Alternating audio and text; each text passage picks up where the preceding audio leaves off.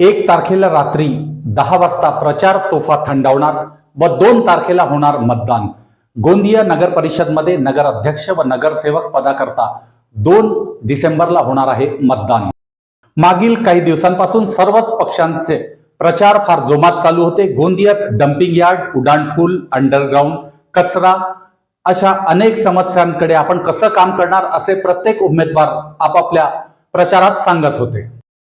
पार्टीतर्फे महाराष्ट्राचे मुख्यमंत्री देवेंद्र फडणवीस तसेच महसूल मंत्री चंद्रशेखर बावनकुळे व स्थानिक आमदार विनोद अग्रवाल यांनी भाजपातर्फे प्रचाराची धुरा सांभाळली। शिवसेनेतर्फे महाराष्ट्राचे उपमुख्यमंत्री एकनाथराव शिंदे यांची देखील प्रचार सभा झाली।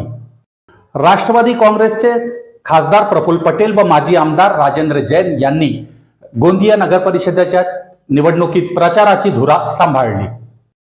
काँग्रेसचे आमदार नाना पटोले तसेच माजी आमदार गोपाल दास अग्रवाल यांनी काँग्रेसच्या प्रचाराची कमान सांभाळली।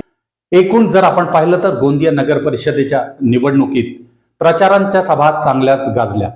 वार पलटवार देखील आपल्याला पाहायला मिळाले। आता उद्या होणार आहे मतदान। 2 तारखेला मतदान झाल्यावर सर्व उमेदवारांचे भाग्य ईव्हीएम मशीन मध्ये होणार बंद।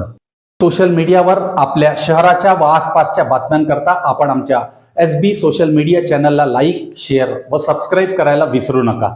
सर्व उमेदवारांना निवडणुकीकरता एसबी सोशल मीडियाकडून आकाश वालदे व संजीव बापटकडून सर्वांना खूप खूप शुभेच्छा। धन्यवाद।